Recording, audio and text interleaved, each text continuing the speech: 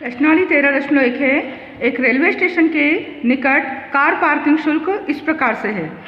4 घंटों का शुल्क है 60 रुपये, 8 घंटों का 100 रुपये, 12 घंटों तक 140 रुपये और 24 घंटों तक 180 रुपये। आपको जांच करनी है कि क्या पार्किंग शुल्क समय के प्रत्यक्ष अनुपात में है। देखते हैं हम इनका अनुपात सभी का बराबर हो रहा है या नहीं। देखना हमें कि 4/60 बराबर हो रहा है क्या 8 घंटे के 100 रुपये के, या 12 घंटे के 140 रुपये, 24 घंटे के 180 रुपये का अनुपात सबका बराबर है क्या। तो यहाँ काटते हैं हम 4 एकम 4, इसको काटेंगे 4 एकम 4, बचे 2, 4 पंजे 20, 1/15 अनुपात इसका आ रहा है। अब ये 4 दूनी 8, 4 दूनी 8 और 4 पंजे 20, ये आ रहा है बराबर नहीं हो रहा है 2/25 के। यहाँ 4 त्रिक 12, यहाँ 4 त्रिक 12, 13 14 तो 4 पंजे 20, ये भी बराबर नहीं है, 3/35 आ रहा है इसका। और यहाँ 4 छंग 24 और 4 चौक 16, 4 पंजे 20, 6 अनुपात 45। तो सभी अनुपात क्या हो रहे हैं, बराबर नहीं आ रहे हैं। तब हम कह सकते हैं कि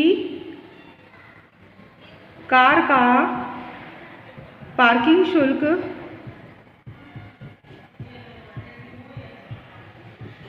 समय के प्रत्यक्ष अनुपात में नहीं है।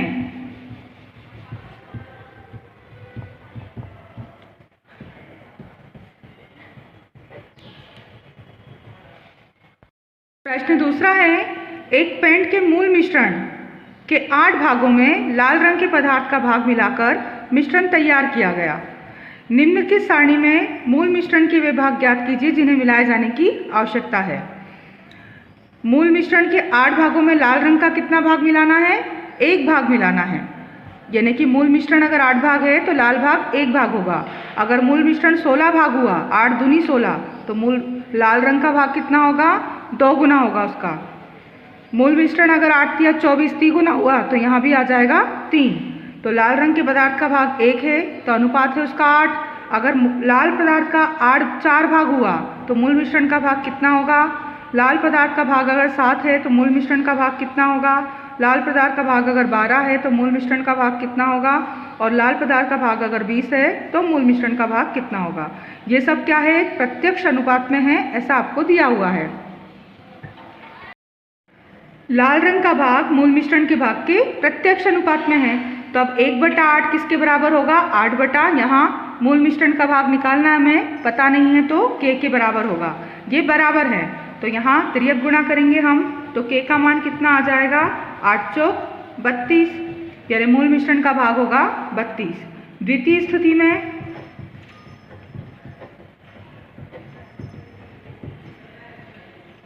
एक बटा 8 जो है वो किसके बराबर होना चाहिए।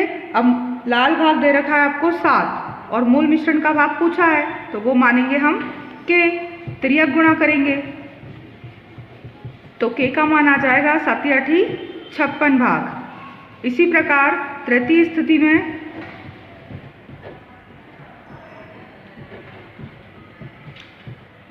लाल भाग 1 है तो मूल भाग कितना है 8। अब अगर लाल भाग हो गया हमारा 12 तो मूल मिश्रण का भाग क्या होगा k, तिर्यक गुणा करेंगे तो k का मान आएगा 12 8 96। चतुर्थ स्थिति में लाल भाग 1 और मूल मिश्रण का भाग 8, ये हमको सवाल में दिया है। अब वो पूछ रहा है कि अगर लाल भाग हो 20 तो मूल मिश्रण का कितना भाग होगा k, और यहाँ हम तिर्यक गुणा करेंगे तो k बराबर आएगा 20 8 160, मूल मिश्रण का होगा 160। तो इस तरह से हमारी सारणी कैसे कंप्लीट होगी, हमारी सारणी जो हमें दी हुई है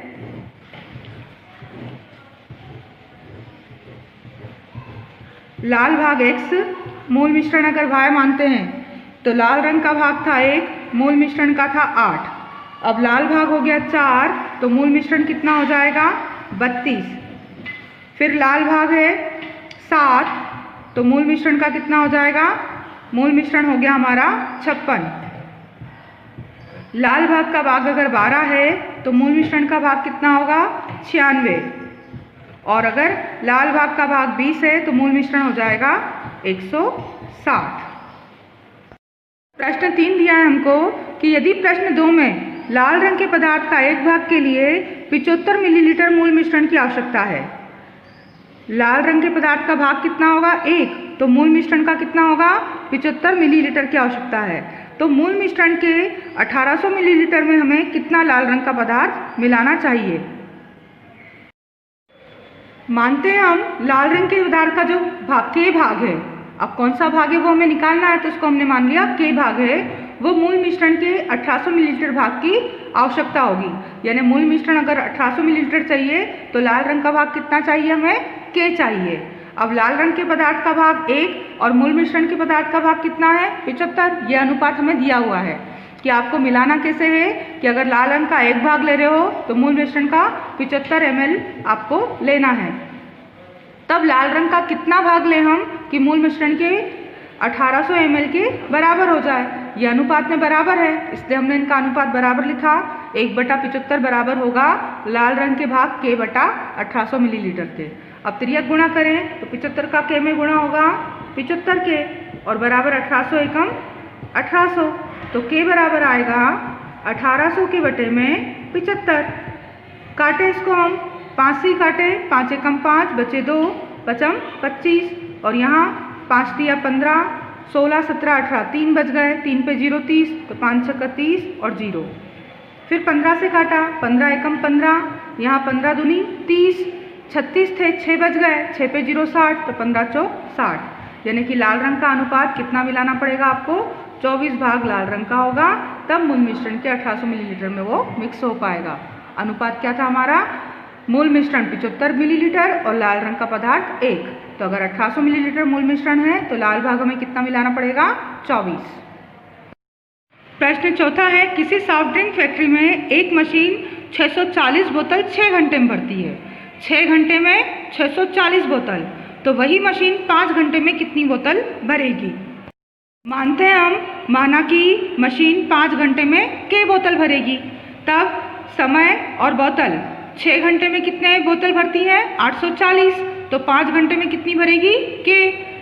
अनुपात क्या है? प्रत्यक्ष अनुपात में है, तो हम क्या लिखेंगे? 6 के बटे में 840 और बराबर होगा वो अनुपात 5 बटा के। ये जो अनुपात है वो 5 बटा के अनुपात के बराबर होगा।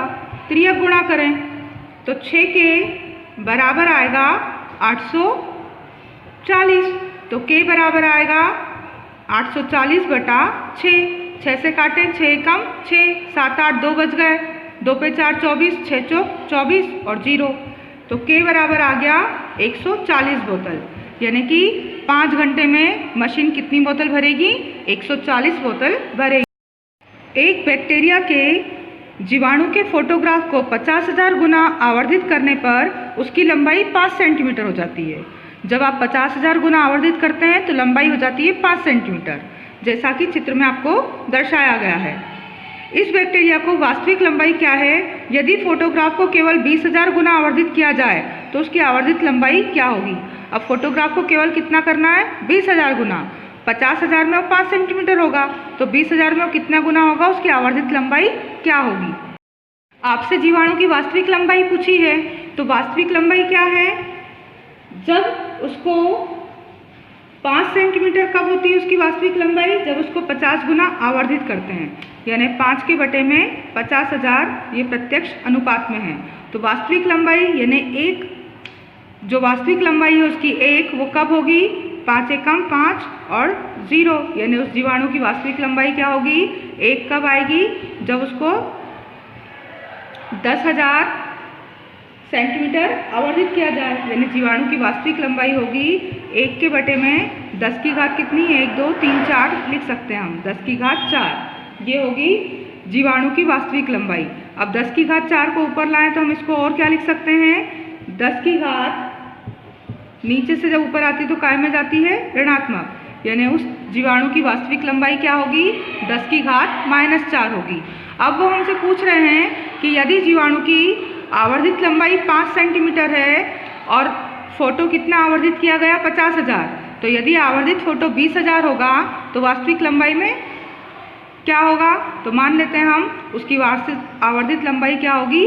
k सेंटीमीटर होगी। तो 5 के बटे में 50,000 ये बराबर होगा k के बटे में 20,000 के। अनुपात इनके दोनों के क्या होंगे? बराबर होंगे। अब त्रियक गुणा करेंगे हम, तो 50,000 का गुणा होगा k में और 5 का गुणा होगा 20,000 में। तब k बराबर आएगा 5 गुणित 20,000 और बटे में आ जाएंगे 50,000। 4 जीरो से 4 जीरो कट गई, 5 से 5, यानी उस जीवाणु को जब उसके फोटोग्राफ को 20,000 गुना आवर्धित करेंगे तो उसकी लंबाई कितनी होगी? 2 सेंटीमीटर होगी।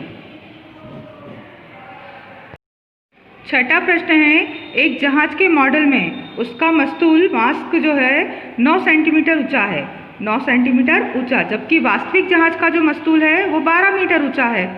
यदि जहाज की लंबाई 28 मीटर है तो उसके मॉडल की लंबाई कितनी होगी? अब जहाज जो है वास्तविक जहाज 12 मीटर ऊंचा होगा तो उसका मॉडल बनाएंगे तो मॉडल कितना जाएगा? 9 सेंटीमीटर ऊंचा। तो यदि वास्तविक जहाज की लंबाई 28 मीटर की ऊंची हो तो उसका मॉडल जो बनाएंगे उसकी ऊंचाई आपको निकालनी है। मानते हैं हम 28 मीटर वास्तविक ऊंचाई वाले जहाज के मॉडल की लंबाई कितनी होगी? k सेंटीमीटर होगी। तब आंकड़ों की सारणी क्या होगी? मॉडल की जो लंबाई है सेंटीमीटर में 9 है और वास्तविक जहाज की लंबाई मीटर में है 12 मीटर। अब मॉडल की लंबाई कितनी होगी? यदि वास्तविक जहाज की लंबाई 28 मीटर है तो वो होगी k मीटर। तो 9 के बटे में आएगा 18। इसका जो अनुपात है वो किस अनुपात के बराबर होगा? k बटा 28 के बराबर होगा।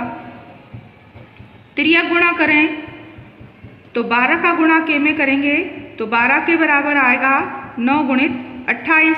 अब k बराबर 9 गुणित 28 बटे में आ जाएंगे 12।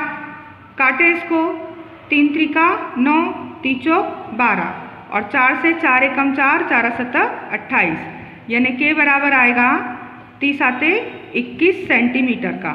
मॉडल की लंबाई कितनी होगी उस समय? 21 सेंटीमीटर होगी यदि वास्तविक जहाज की लंबाई 28 मीटर है तब। 7वां प्रश्न है, मान लीजिए 2 किलोग्राम चीनी में 9 गुणित 10 की घात 6 क्रिस्टल हैं, तो निम्नलिखित चीनी में कितने क्रिस्टल होंगे? पहला 5 किलोग्राम और दूसरा 1.2 किलोग्राम। दो स्थितियां बतानी है आपको। यदि 2 किलोग्राम चीनी में 9 गुणित 10 की घात 6 क्रिस्टल होते हैं, यानी कि 2 किलोग्राम चीनी में इतने क्रिस्टल हैं, तब 5 किलोग्राम चीनी में कितने क्रिस्टल होंगे और 1.2 ग्राम चीनी में कितने क्रिस्टल बनेंगे? मानते हैं हम 2 किलोग्राम चीनी में क्रिस्टल कितने बनते हैं? 9 गुणित 10 की घात 6 क्रिस्टल।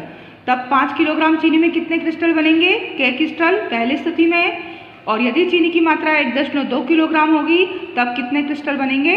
x crystal. तो पहली स्थिति देख रहे हैं हम, 9 गुणित 10 की घात 6 ये क्रिस्टल बनते हैं कब? 2 किलोग्राम चीनी में। तो 5 किलोग्राम चीनी में कितने क्रिस्टल बनेंगे? k क्रिस्टल बनेंगे 5 किलोग्राम चीनी में। तिर्यक गुणा करें, 2 का गुणा k में होगा 2k और 5 का गुणा होगा 9 गुणित 10 की घात 6 में। 2 से कटेंगे 5 कितनी बार? 2 दूनी 4 और 2 पंजे 10, यानी कि k बराबर आएगा 2.5 गुणित 9 गुणित 10 की घात 6। तो k का मान कितना आएगा? 9 में गुणा करें 2.5 का, 9 पंजे 45 का, 5 हासिल आया 4, 9 दूनी 18 और 4 22, 22.5 गुणित 10 की घात 6।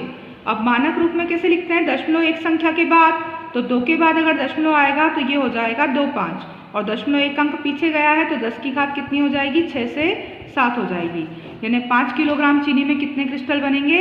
2.25 गुणित 10 की घात 7 क्रिस्टल बनेंगे। दूसरी स्थिति में 9.9 गुणित 10 की घात 6 क्रिस्टल बनते हैं कितनी चीनी में? 2 किलोग्राम चीनी में। अब हमें चीनी की मात्रा कितनी दे रखी है? 1.2 किलोग्राम और कितने क्रिस्टल बनेंगे? तो वो हमने मान लिया x क्रिस्टल बनेंगे।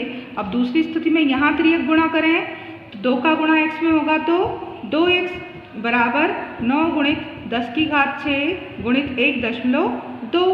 अब x का मान निकालना है तो x बराबर होगा 9 गुणित 10 की घात 6 गुणित 1.2 और बटे में 2। 2 से काटें इसको, तो 2 छंग 12 0.6 आएगा। अब 9 का गुणा करें तो 9 छंग की 54 और 0.1 के बाद है तो 5.4 गुणित 10 की घात 6 क्रिस्टल। अब दशमलव यहाँ एक अंक के बाद है, सही है, इसलिए हम यहाँ दशमलव पीछे नहीं खसका रहे हैं, तो 10 की घात कितनी रहेगी, 6 ही रहेगी। तो 1.2 किलोग्राम चीनी में क्रिस्टलों की संख्या कितनी होगी, 5.4 गुणित 10 की घात 6 क्रिस्टल बनेंगे। प्रश्न 8वां है, रश्मि के पास एक सड़क का मानचित्र है जिसके पैमाने में 1 सेंटीमीटर की दूरी 18 किलोमीटर निरूपित की गई है। यानी 1 सेंटीमीटर को क्या मान रहे हैं मानचित्र में, 18 किलोमीटर दर्शा रहे हैं। जो दूरी 1 सेंटीमीटर दर्शाएंगे उसकी वास्तविक दूरी होगी 18 किलोमीटर। यदि उस सड़क पर अपनी गाड़ी से 72 किलोमीटर की दूरी तय करती है, अब वो 72 किलोमीटर दूरी तय करती है तो उसके द्वारा तय की गई दूरी मानचित्र में कितनी होगी। 18 किलोमीटर 1 सेंटीमीटर के बराबर है, तो 72 किलोमीटर कितने सेंटीमीटर के बराबर होगा, ये आपको बताना है। मानते हैं सड़क पर 72 किलोमीटर की दूरी के लिए मानचित्र में k सेंटीमीटर की दूरी निरूपित की गई है। 72 के लिए कितनी दूरी होगी, k सेंटीमीटर होगी, उसी का मान हमें निकालना है। तो 1 सेंटीमीटर दूरी किसके लिए है, 18 किलोमीटर के लिए है, इसलिए k सेंटीमीटर होगी 72 के लिए। इनके अनुपात कैसे होंगे, बराबर होंगे, प्रत्यक्ष अनुपात में है। तो त्रियक गुणा करेंगे, 18 का k में गुणा होगा 18 k और 72 का 1 में होगा तो 72।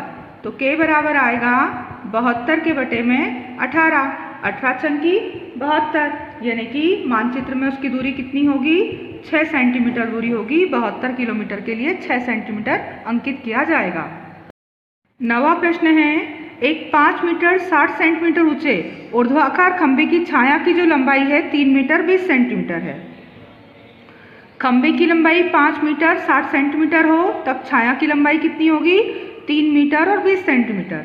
तो उसी समय पर यदि खंभे की लंबाई 10 मीटर और 50 सेंटीमीटर होती तब छाया की लंबाई कितनी होती, वो आपको निकालना है। और दूसरी स्थिति में यदि खंभे की ऊंचाई निकालना है, छाया की लंबाई आपको दे रखी 5 मीटर, कि यदि छाया की लंबाई 5 मीटर होती तो खंभे की ऊंचाई कितनी होती।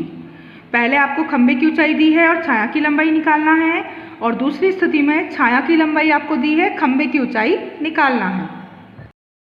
मानते हैं हम, माना कि 10 मीटर 50 सेंटीमीटर लंबाई वाली छाया की खंभे की लंबाई जो निकालना है हमें वो है k मीटर, और जब छाया की लंबाई 5 मीटर है तब खंभे की लंबाई होगी x मीटर। ये 2 स्थितियां हैं, इन दोनों स्थितियों को देखना है। तो पहले हम देखते हैं पहली स्थिति में। तो पहली स्थिति में क्या होगा, खंभे की ऊंचाई आपको दे रखी है 5.60, उस समय छाया की लंबाई कितनी है, 3.20। अब खंभे की ऊंचाई अगर 10.50 हुई तो छाया की लंबाई होगी k, अनुपात इनका बराबर होगा, प्रत्यक्ष अनुपात में है। तो त्रियक गुणा करेंगे, k का गुणा होगा 5.60 में और 3.20 का गुणा होगा 10.50 में। तो k बराबर आएगा 3.20 गुणित 10.50 और बटे में आ जाएगा 5.60। दशमलव से दशमलव कट गया, 0 से 0 कटा। अब इसको काटें हम, 4 एकम 4, 1 बचा, 4 चौक 16 और 4 आठा 32। फिर काटें, 2 चौक 8 और 2 से कटेगा 2 सत्ती 14। अब 4 और 7 नहीं कट रहे हैं, अब काटें हम 7 को इससे, तो यहाँ 7 एकम 7, दशमलव आ गया, 10 थे यहाँ, 7 एकम 7 गया तो 3 बचे, 3 पे 5 35, 7 पंजा 35 और 0 का 0, यानी k बराबर आएगा 8 गुणित 1.50। ये होगी छाया की लंबाई मीटर में। 8 गुणित 1.50 मीटर होगी छाया की लंबाई। कब, जब खंभे की लंबाई 10.50 थी। अब दूसरी स्थिति पूछी हमसे। दूसरी स्थिति में खंभा कितना ऊंचा है, 5.60 मीटर ऊंचा है, तो उसकी छाया की लंबाई है 3.20। अब वो बोल रहे हैं कि अगर छाया की लंबाई 5 मीटर हुई तो खंभे की ऊंचाई क्या होगी। तो खंभे की ऊंचाई क्या मान ली हमने, x होगी। अब इस स्थिति में त्रियक गुणा करेंगे तो 3.20 का गुणा x में होगा 3.20 x और 5.60 का गुणा होगा 5 में।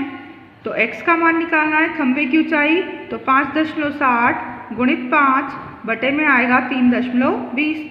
दशमलव यहाँ भी 2 के बाद है और यहाँ भी 2 के बाद, तो दशमलव से दशमलव कट गए, 0 से 0 कटे। अब 4 से 4 8 32 और 4 एकम 4 और 4 चौक 16, 2 से कटा, 2 चौक 8 और 2 सत्ती 14, बचा कितना, 7 पंजा 35 और बटे में है 4।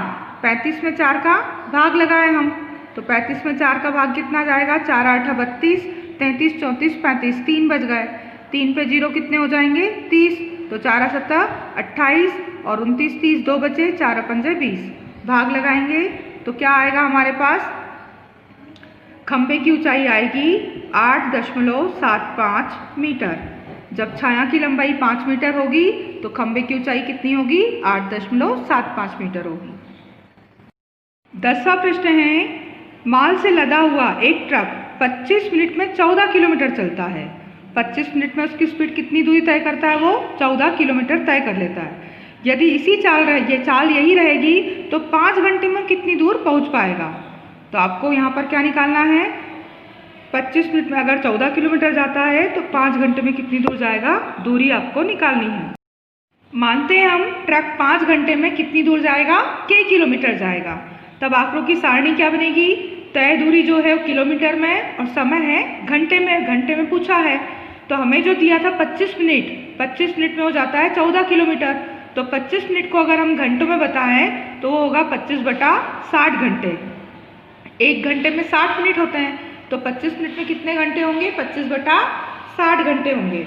तो हमारी दूरी होगी 14 किलोमीटर तय करता है कब, 25/60 घंटे में। तो 5 घंटे में ट्रक कितनी दूर जाएगा, k किलोमीटर।